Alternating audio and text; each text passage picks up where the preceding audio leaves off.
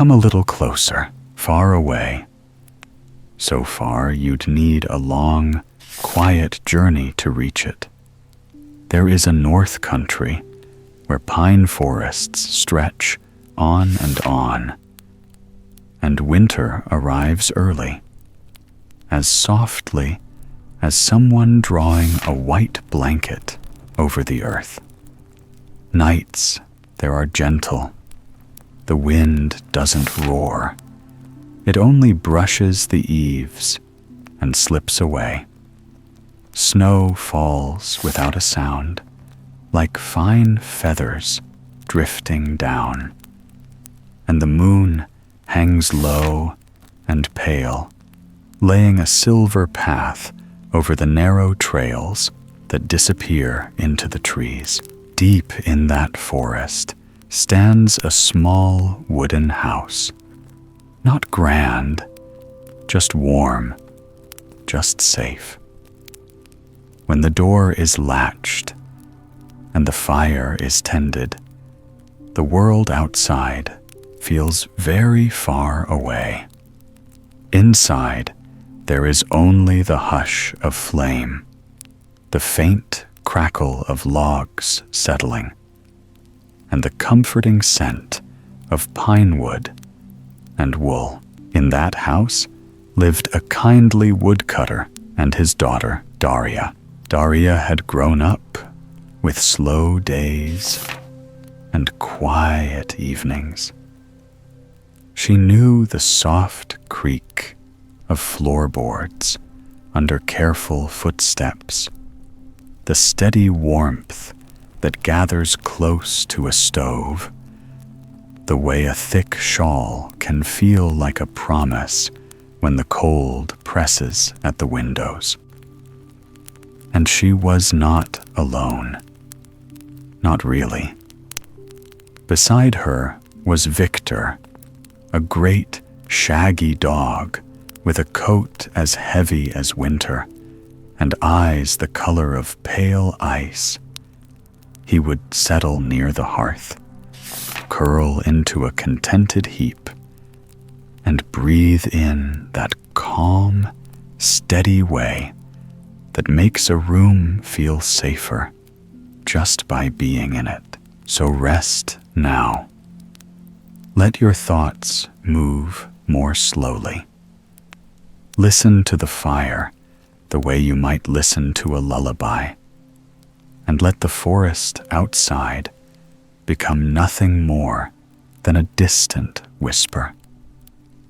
In places like this, stories begin quietly, soft as a secret, warm as a hand held in the dark. There was once a woodcutter who lived deep in the forests of the wild, wintry North Country. He was a kindly widower and the father of a lovely, gentle girl named Daria. She had been a happy child, a warm ray of sunshine in his hard-working life, and as she grew into young womanhood, she became one of his chief joys. Yet even with his daughter for company, the man at last began to wish he might remarry. Daria, who held only sparse memories of her own mother, understood his longing to find love again. She welcomed the new wife with an open heart, and she welcomed the woman's daughter, Maria, as well. Daria had lived so long among trees and snowdrifts, an only child with no neighbors near enough for easy visiting, that she had never truly had the chance to spend time with other young people. She looked forward to the companionship of a girl her own age. She hoped, earnestly, that Maria would become a sister to her in all but blood, For a couple of months after the wedding, their household seemed peaceful enough.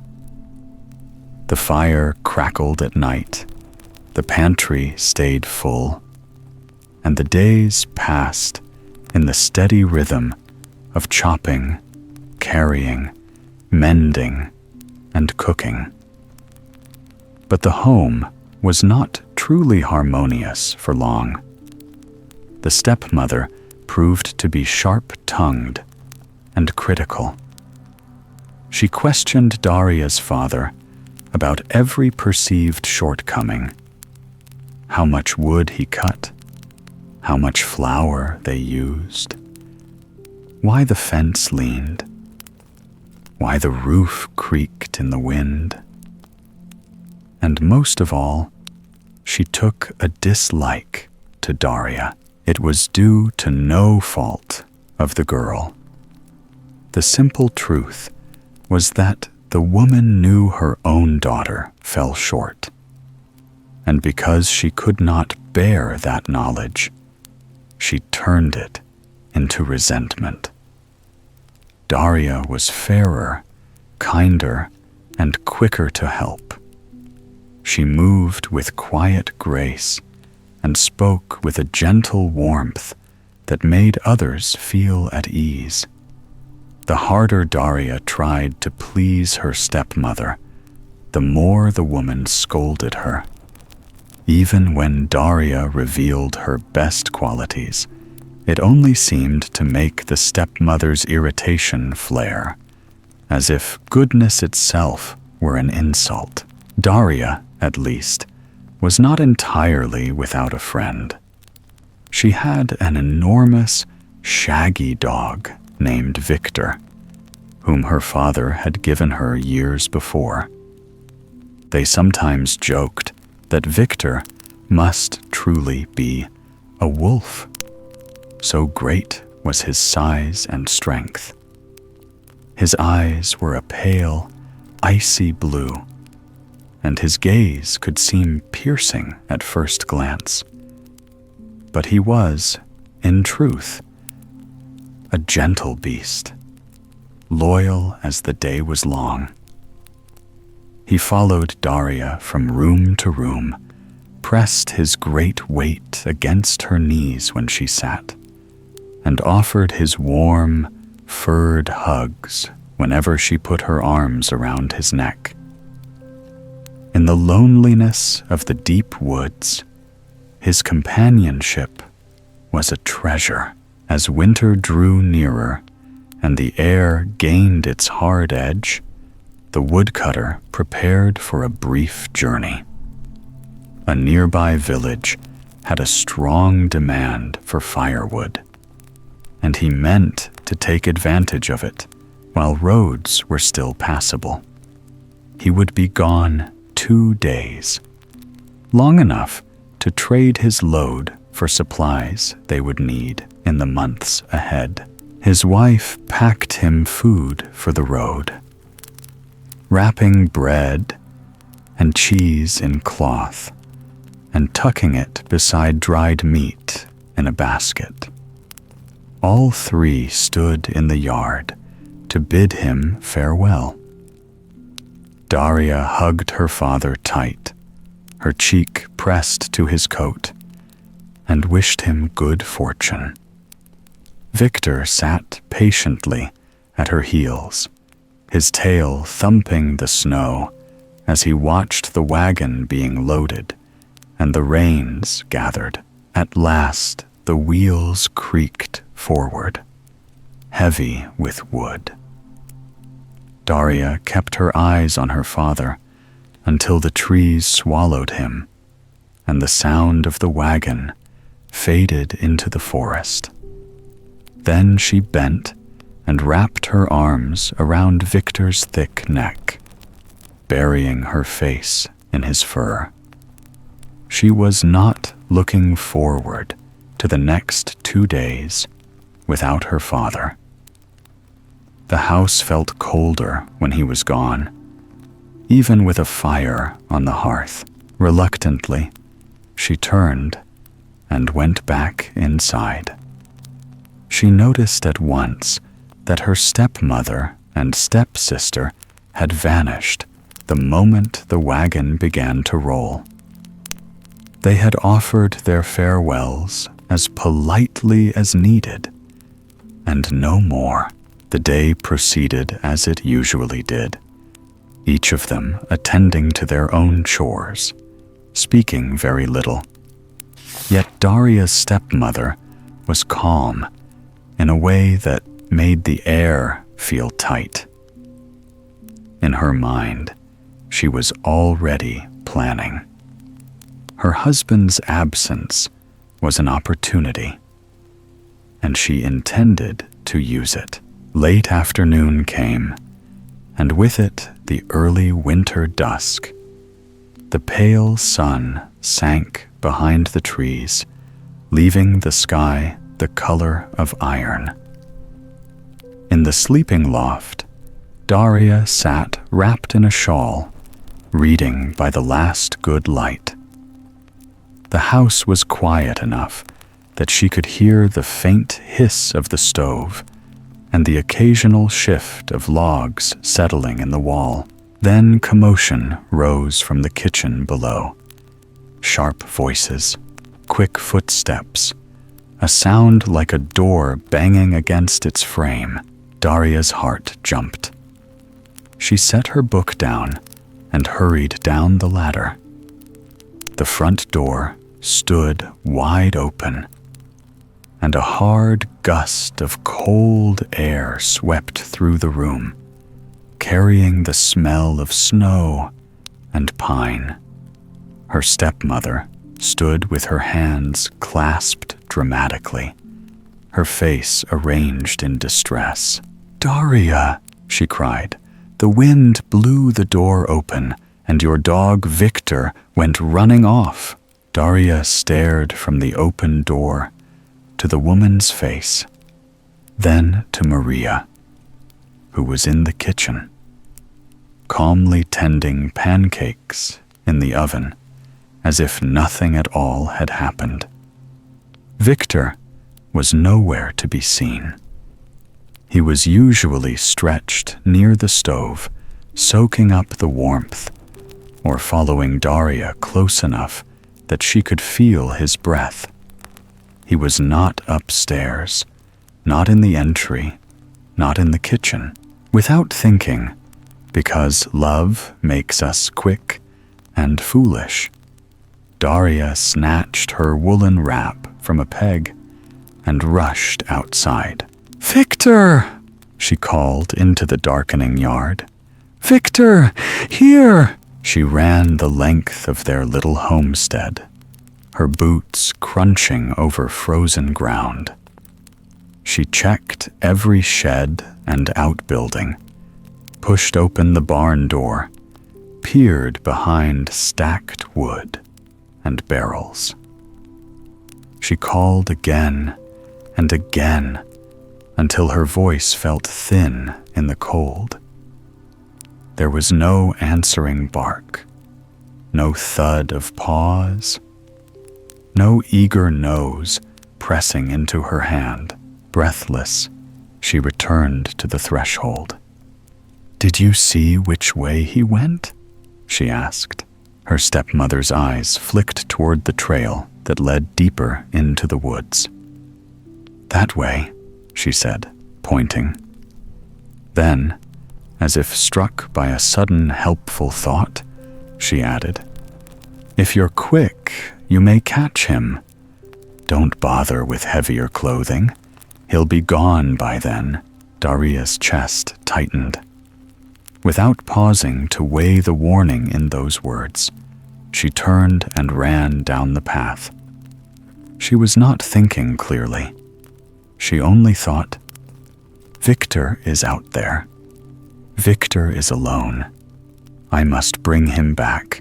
As she disappeared into the gloom of the trees, the stepmother closed the door and let her expression fall into something cold and satisfied.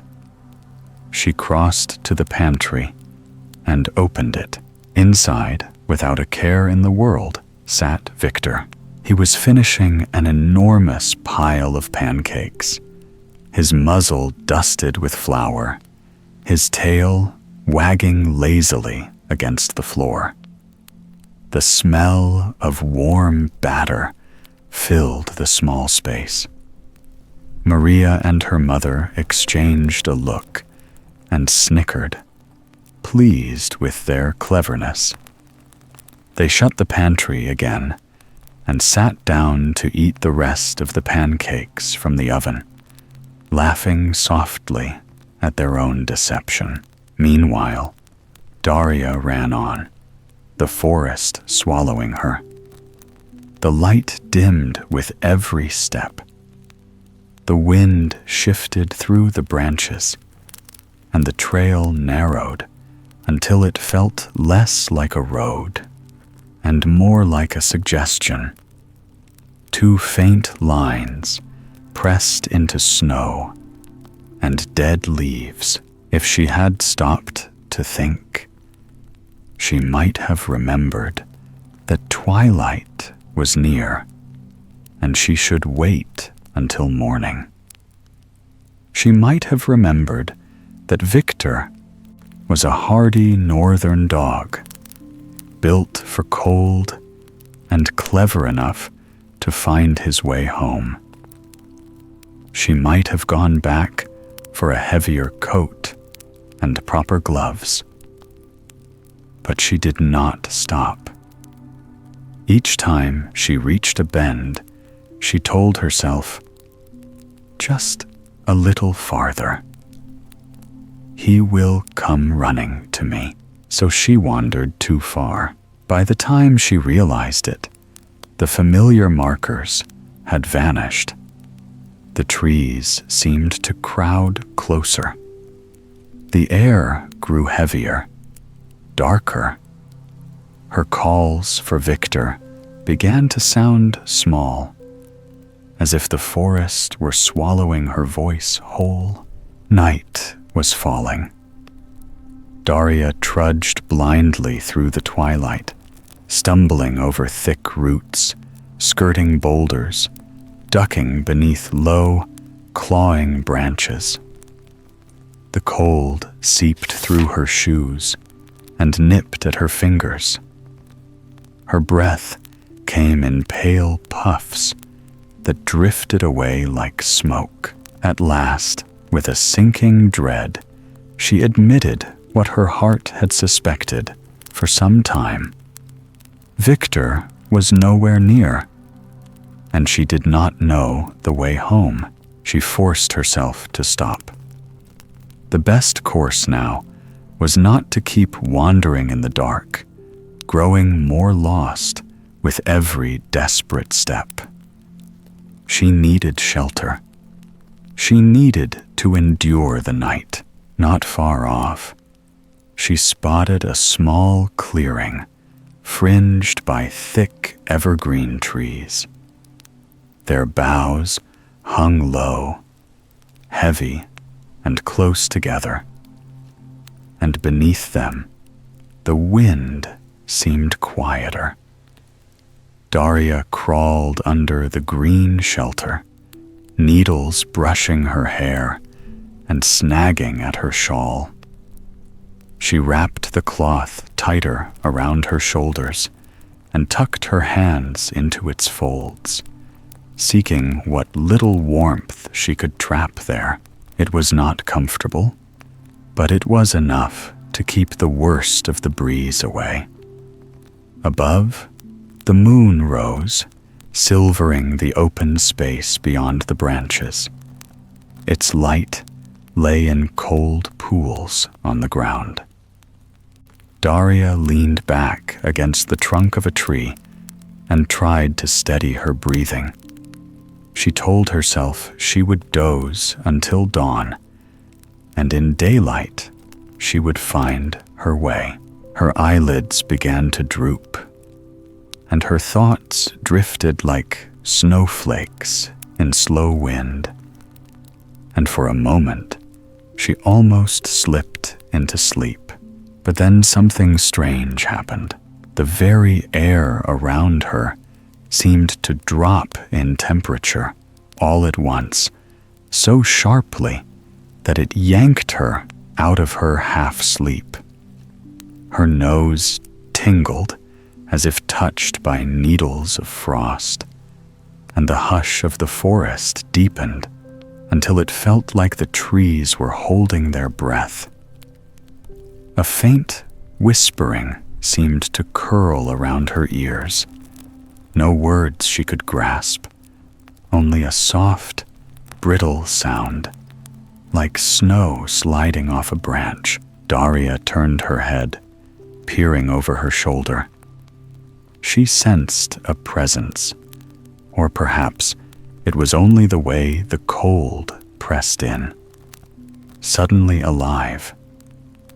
When she looked back into the clearing, she froze in a different way entirely. A tall figure stood a short distance away, outlined in moonlight. At first, she could not make out what manner of person he was. Then he lifted one arm and slowly swept it to the left, then to the right, as though painting the night itself. From his fingers spilled tiny dazzling fragments, glittering motes that rode the wind like sparks. Wherever they touched, the world changed. Green boughs and dark earth turned a pristine white.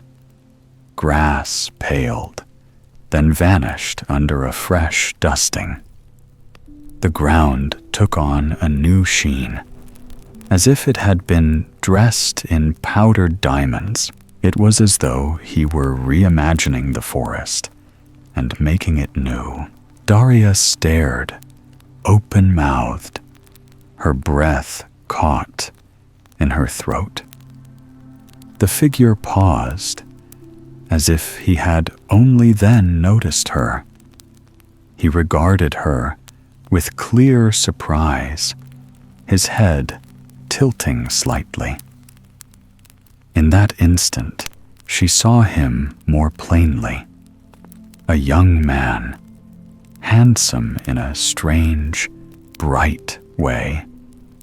His features sharp as carved ice, yet softened by an easy expression.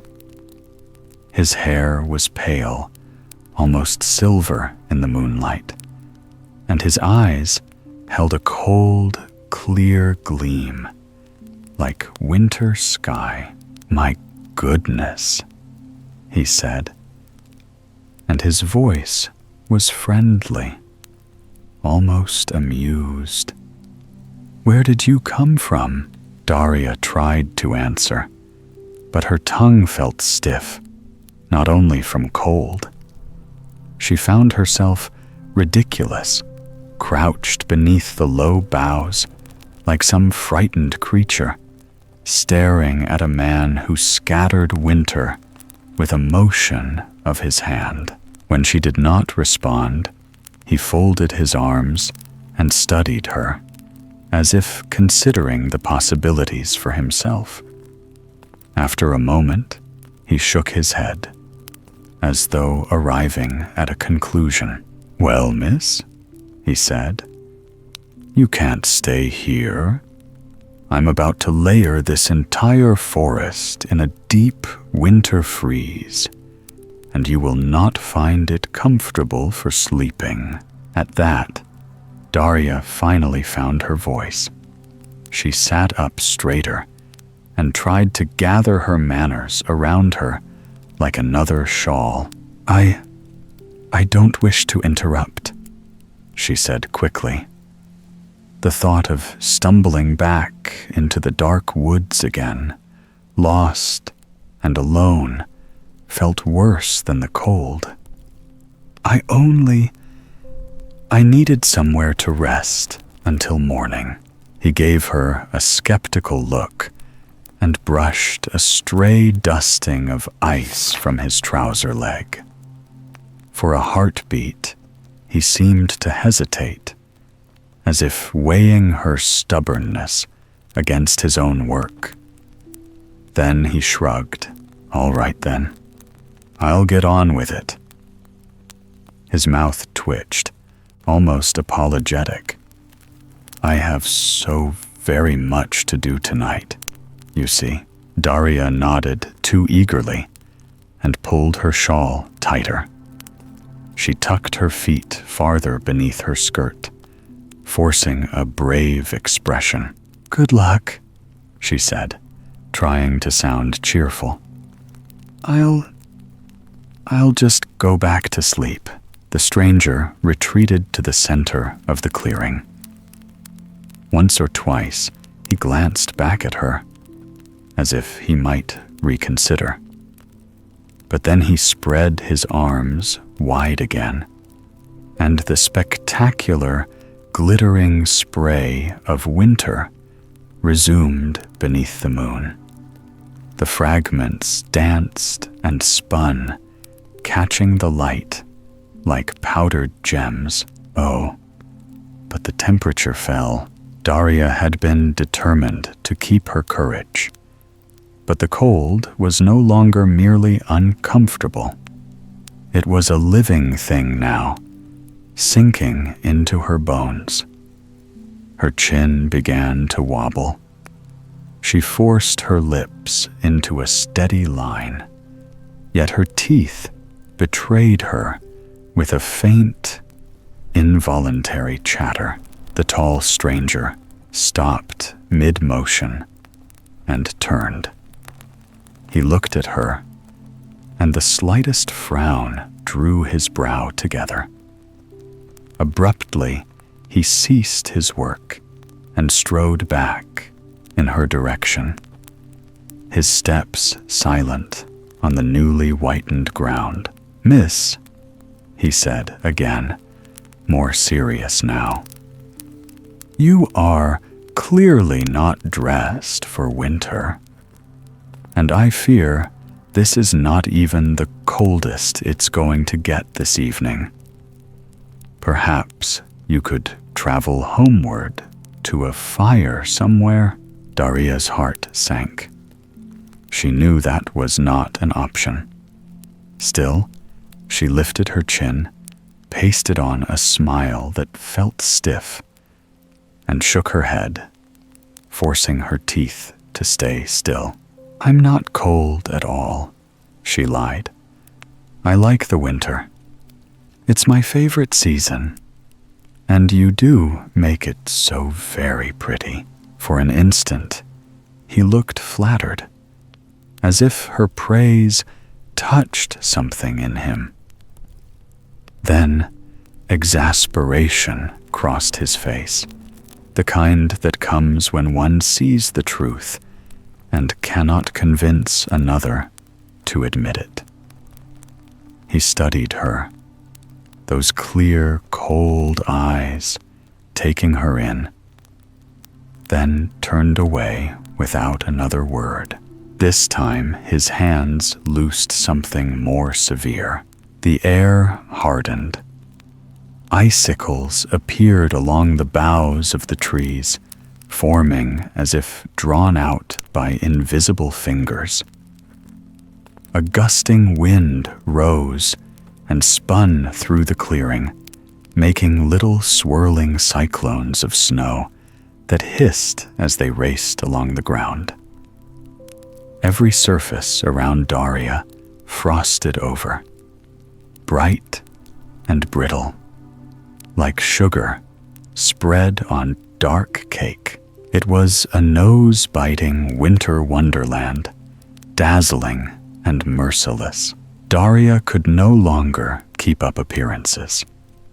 She stood, stamping her feet, rubbing her hands together, blowing weak warmth into her palms. Her fingers felt clumsy, her thoughts slow.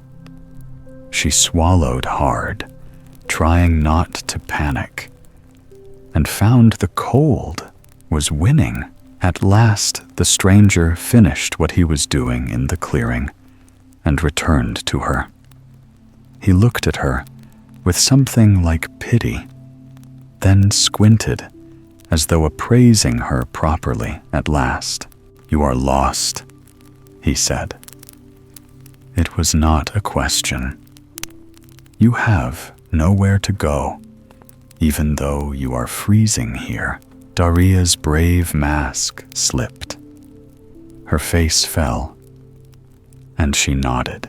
I went looking for my dog," she admitted, voice thin. "I followed the trail too far. Now I don't know how to get home." The stranger's expression softened. He bowed, a graceful, practiced motion. And when he straightened, there was a gleam of mischief in his eyes. "I am King Frost," he said. "I have dominion over the north, and I sometimes even bring our climate to those in the south." He winked, as if sharing a private joke. "People take me for granted up here, but those in warmer lands find me awfully impressive, despite everything."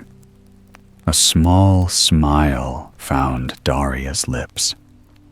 She gave him her name with the best courtesy she could manage, though her body trembled with cold. King Frost watched her for a moment longer, and his gaze sharpened with decision. Whatever amusement he had been playing with faded, replaced by something steadier. "You won't survive the night like this," he said plainly. Then he motioned with one hand. "Follow me.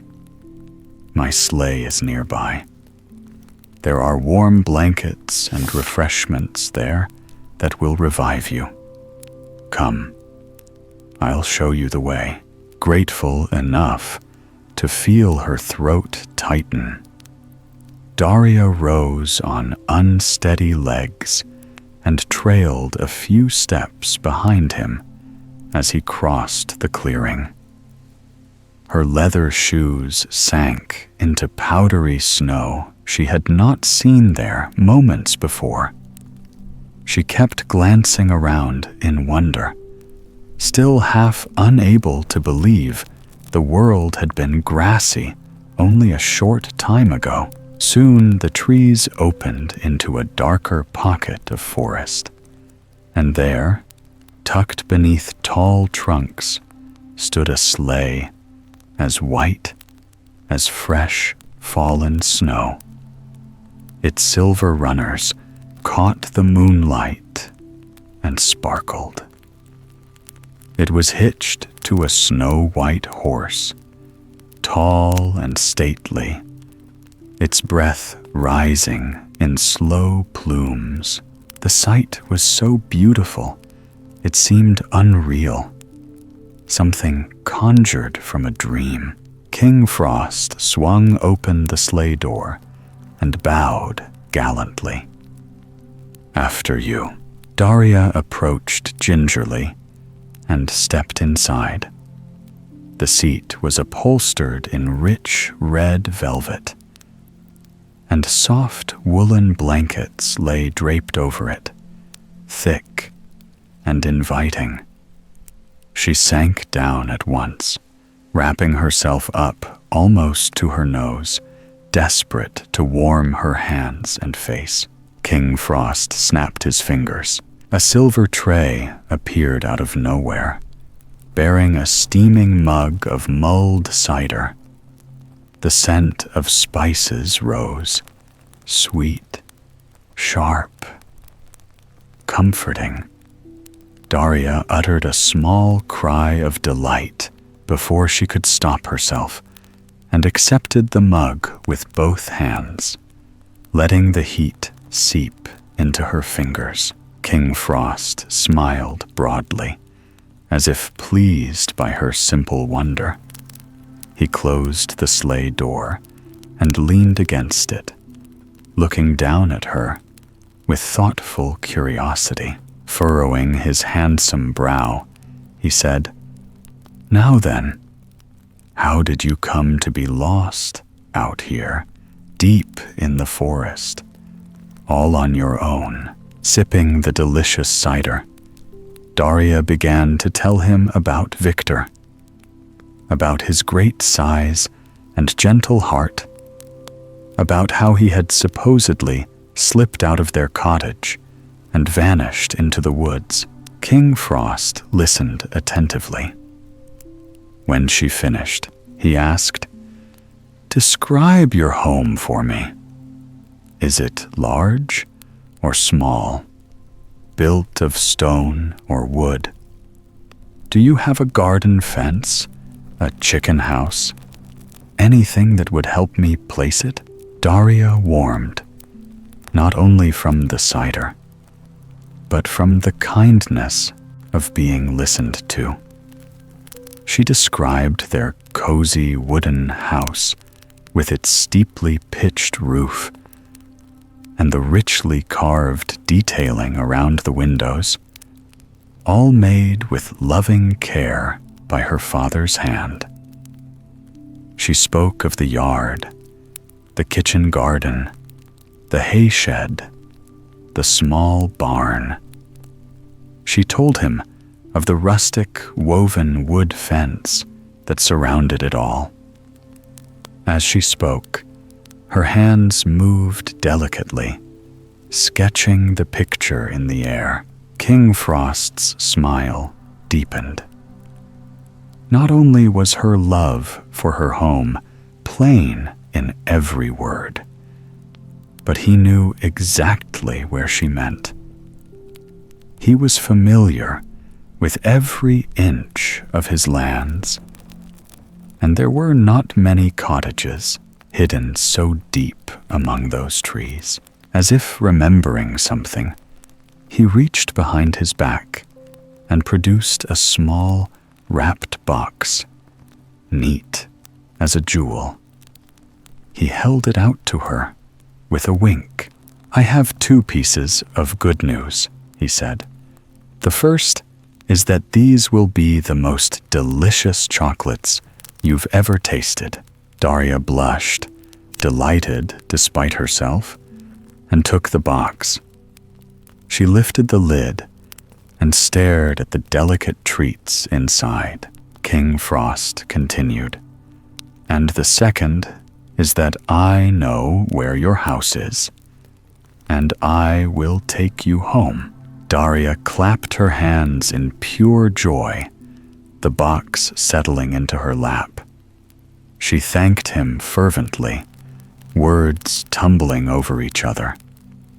Then, remembering her manners, she offered him a piece of chocolate.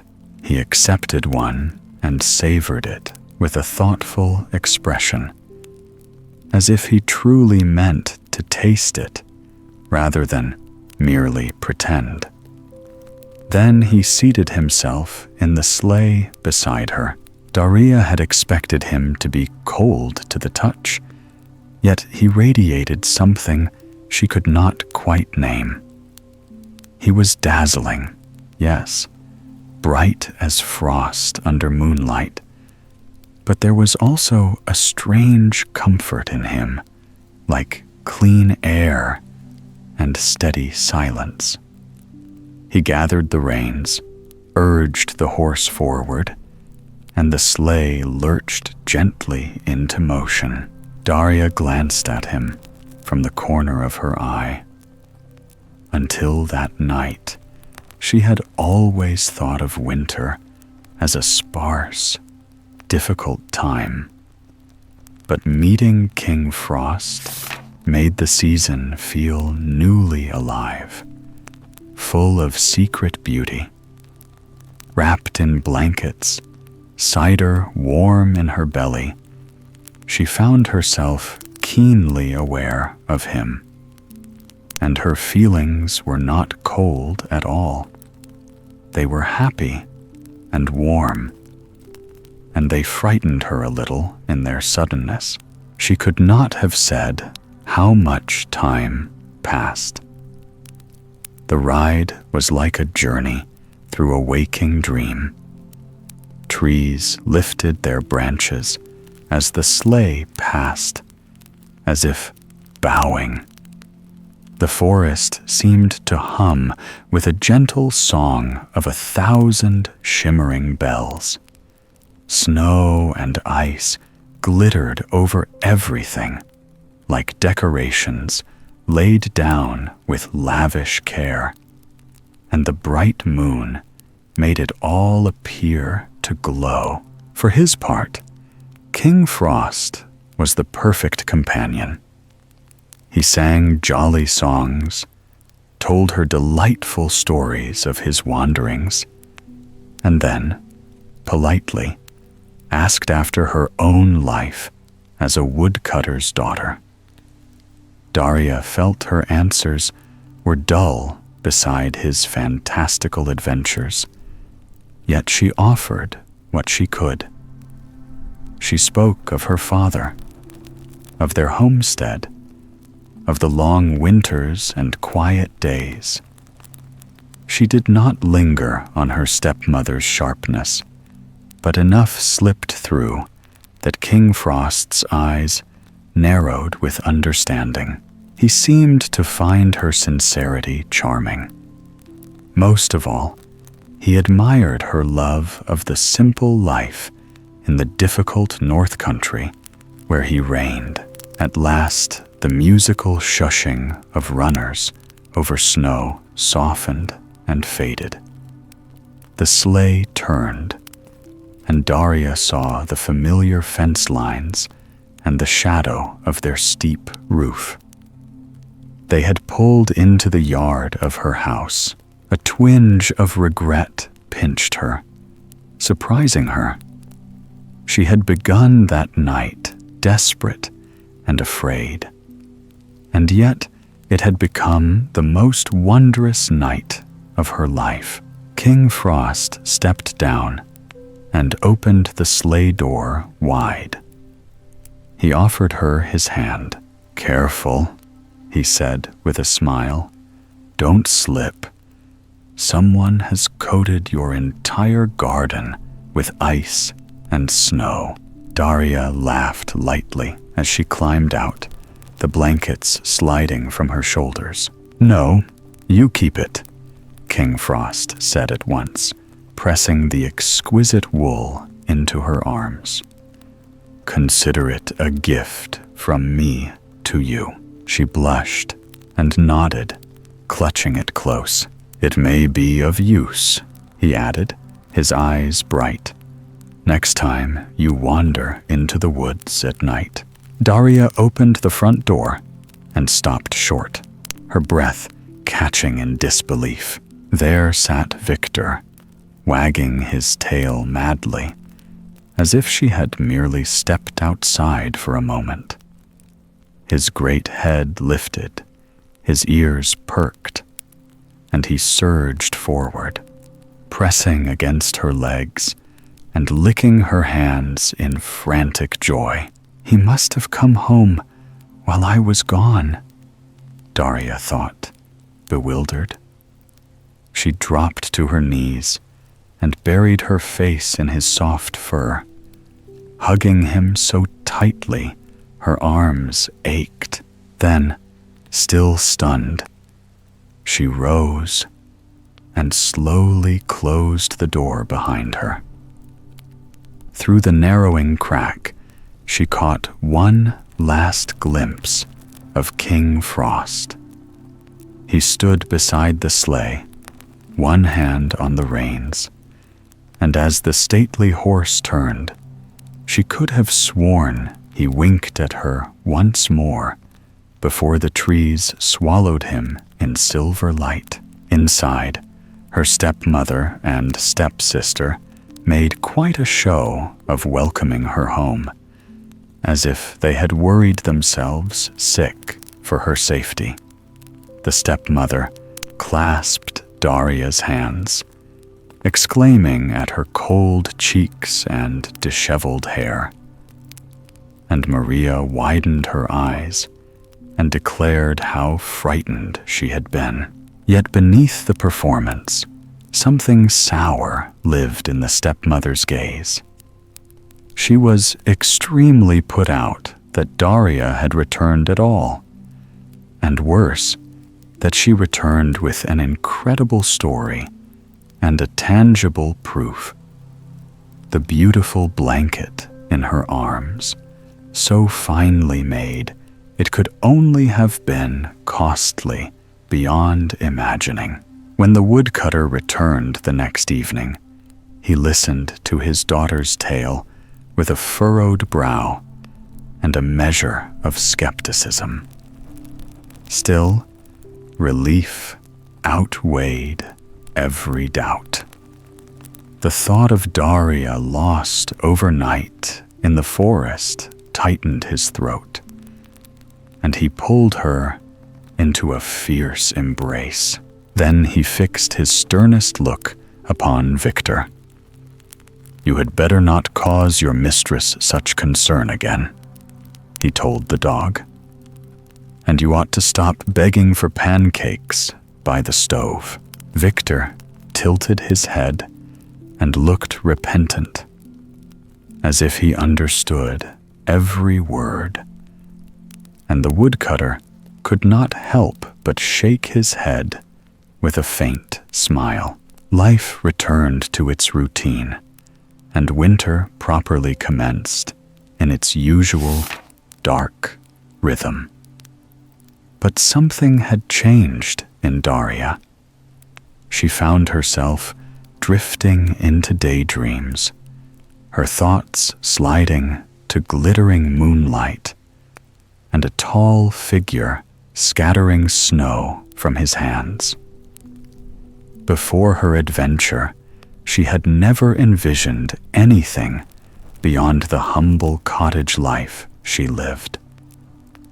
Now, in quiet moments, she imagined marvels she had never dared to picture. At night, she dreamed of King Frost's warm smile, warm despite the cold of his realm, and wondered where he traveled now.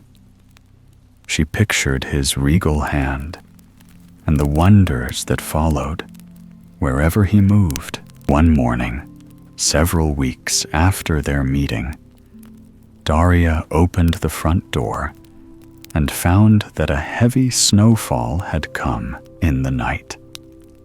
Drifts stood high around the cottage, and frost coated the window panes. The sun made the world sparkle. On the doorstep lay a box. It was beautifully wrapped in shining silver paper and tied with a soft green velvet bow. Daria's heart gave a startled leap. She carried it inside as if it were something fragile and holy, careful not to tear the lovely paper. When she lifted the lid, she found an exquisite velvet cloak, royal blue, embroidered all over with tiny silver snowflakes. Maria and the stepmother crowded near at once, unable to resist touching the fabric. Daria draped the cloak around her shoulders and leaned her cheek to it, savoring its softness. A surge of joy rose in her chest. She simply knew, that it was from King Frost. Even more than the cloak itself, it was the thought of him remembering her that made her feel lightheaded with happiness. The stepmother's mouth tightened, her eyes sharpened, and her voice went flat. "Put that silly cape away," she commanded, "and busy yourself with your chores. The front walkway must be cleared of snow." It was spiteful. There was no urgent need for such a task in bitter cold, but Daria's good spirits would not be ruined. She put on her old coat and went out to shovel as if in a pleasant dream. The royal blue cloak folded safely away, a secret warmth in her heart. Days and nights passed in the monotonous fashion of winter in the north, dark and long, with no neighbors near enough to visit. The woodcutter was content with his home and work. Daria sustained herself with quiet hope that she might see King Frost again.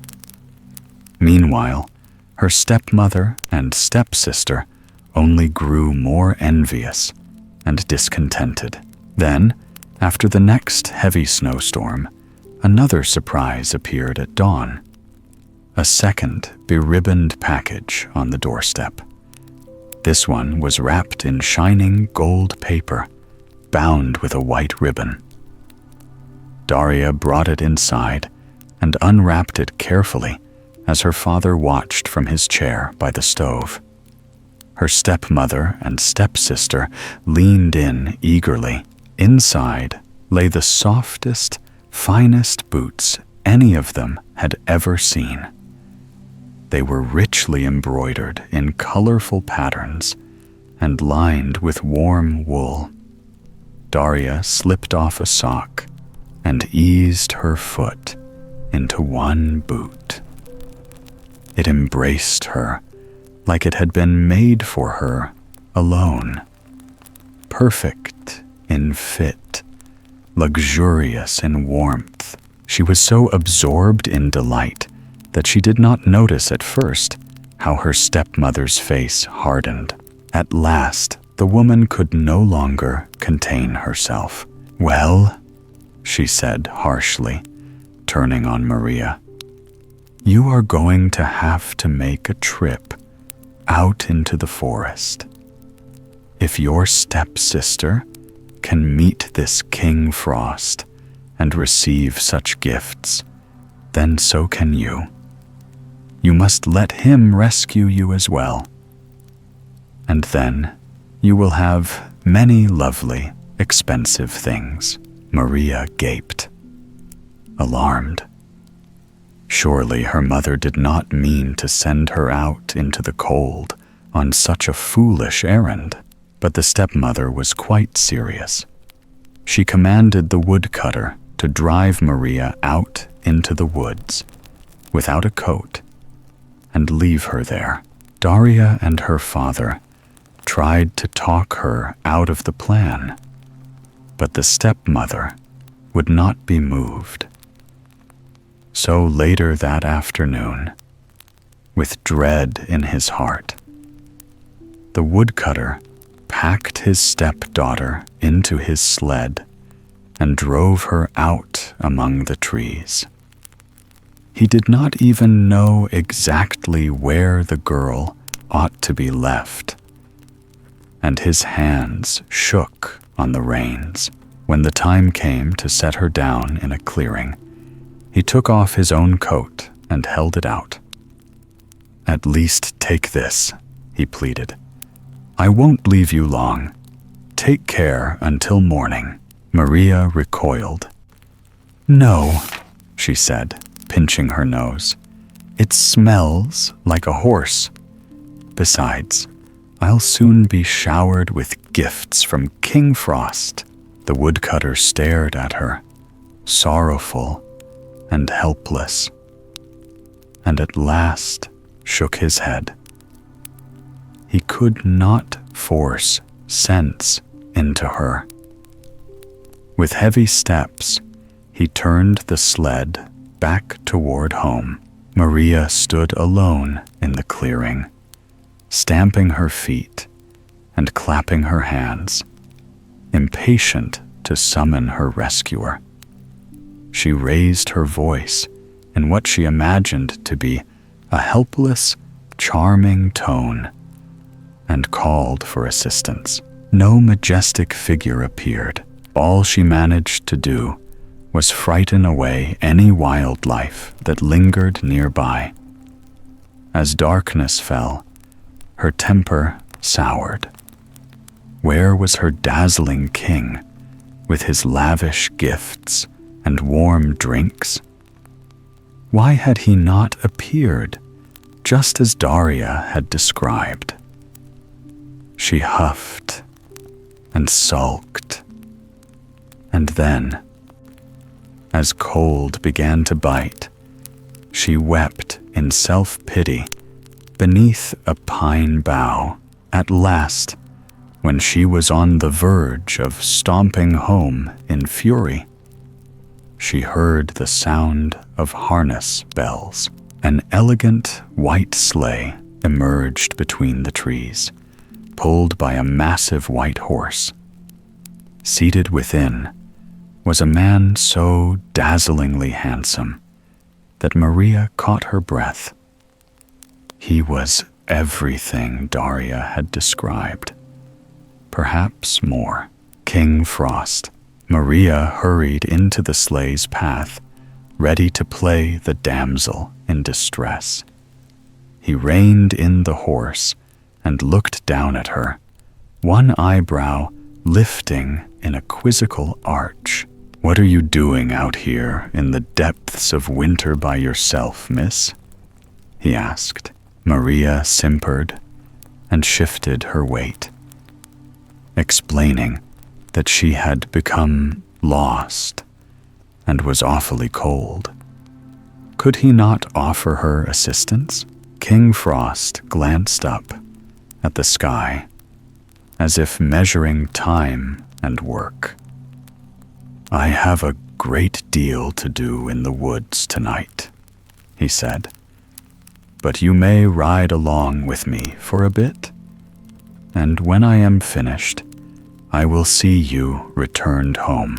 Without a thought for interrupting him, Maria reached at once for the sleigh door, indicating she meant to climb in. With a wave of his hand, it flew open, though his expression held the faintest trace of regret, as if he already suspected what sort of company she would be. She climbed aboard and immediately wrapped herself in the blanket inside, assuming it would soon belong to her. After all, that was how Daria's blanket had come to her. So Maria believed. As the sleigh started forward, she cleared her throat with exaggerated importance. King Frost stopped the horse and turned to look at her fully, his gaze steady and long-suffering. "Yes, miss?" Maria put on her sweetest smile. "Will you not offer me some refreshment?" A look of understanding crossed the king's face, as if he had suddenly seen plainly what lay beneath her request.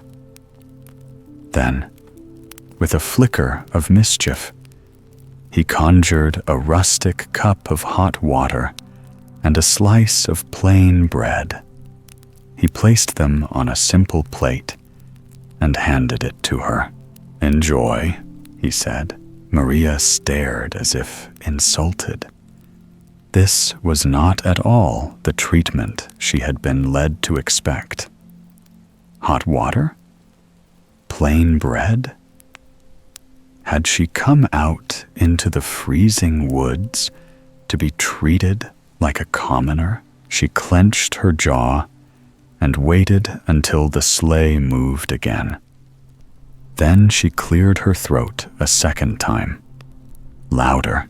"How long must your work go on?" she demanded.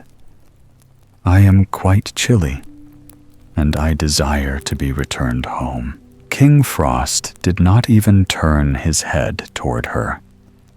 His voice, when he answered, was mild in tone, but edged with something like ice. "Indeed, young miss," he said, "I have just realized that returning you home is my greatest priority, for I do not think we shall enjoy the rest of the night in each other's company." Then, With the faintest hint of amusement, he added, "And yes, I believe I know where your house is." Maria gaped, stunned by his indifference. The sleigh turned sharply and sped toward the cottage. She slumped beneath the blanket in a sulk, dread pooling in her stomach as she imagined her mother's fury when she returned without gifts. King Frost deposited her at the cottage without ceremony. Before Maria could gather herself to say another word, the sleigh was gone, vanishing between trees like a streak of moonlight. When Maria entered the house, only her stepfather and Daria seemed relieved to see her safe. Her mother's disappointment was immediate and sharp when she saw the girl brought nothing at all, not even the blanket, which had vanished the moment King Frost departed. Daria, meanwhile, felt a complicated relief, glad Maria had come to no harm in the wintry woods, and yet secretly grateful that King Frost had not shown her stepsister equal favor. The memory of their shared ride, his kindness, and his gifts were Daria's most treasured reflections. She did not wish to believe he offered such things to any young lady who wandered into the forest. The homestead settled back into its winter rhythm. No more great storms came. Gradually, the days softened, and at last it seemed spring might be on the horizon. Yet though the season of rebirth usually brought celebration, Daria felt oddly desolate. With the departure of winter, she thought, there would be no more chance of seeing King Frost. Then April arrived, and with it, a surprise. One morning, the family awoke to a late, heavy snowfall. Everything in the yard lay buried again. Frost veiled the windows, and the sun made the world glitter as if it were new. Daria, with her heart beating fast, opened the front door. On the snow piled high upon the step sat another wrapped box, covered in soft purple cloth and topped with a silver ribbon. And beyond it, standing some distance away, was King Frost himself. His sleigh waited under the trees. He grinned widely, even more handsome than she remembered, his whole form shimmering in the late winter sun like something half divine. Breaking the moment like a bell, he nodded toward the box and said, jovial and sure, "Open it." Standing in the doorway, Daria tugged the ribbon free and lifted the lid. She gave a cry of delight. Inside lay a stunning tiara of diamonds, stones that caught the light and threw it back in sharp, dancing fire. Daria had never seen a diamond before, let alone a crown. She clapped a hand over her mouth, shaken by its beauty. When she looked up, her head moved slowly, as if she could not quite believe him. I cannot accept such a gift," she said, voice trembling. "What is a woodcutter's daughter to do with a diamond crown?" King Frost approached through the snow, unhurried, his boots leaving no mark. When he reached the door, he looked at her soberly, the playfulness gone from his face. "My heart he said, has been captured by a lovely girl I encountered in the forest. He placed a hand over his chest and bowed slightly. And I no longer wish to preside over the winter of the North Country alone. Then he lifted his gaze to hers, and his eyes were as clear as frozen lakes. Daria, he said, will you be my wife? Will you become my beloved queen of snow and ice? For a moment, she could only stare, the tiara glittering like starlight in her hands. The cottage behind her felt suddenly small, not in a quaint way, but in the way a doorway feels small when one is about to step into a vast new world. She thought of the night she had been lost, of fear and cold, of his sleigh and the warmth of cider in her palms, of the way he had looked at her as if she were something worth saving. There was truly no question. Yes, Daria whispered, and the word felt like dawn. Yes, I will. They were married in a small, stately ceremony at King Frost's ice palace, in the part of the world where the snow never melts. Victor came along, of course, and he was the happiest dog imaginable. Not only did the royal pet receive pancakes at every meal, but he was entirely at home in the wintry palace, where his heavy coat suited him perfectly. And though Daria became the queen of snow and ice, she did not forget the warmer world beyond the north.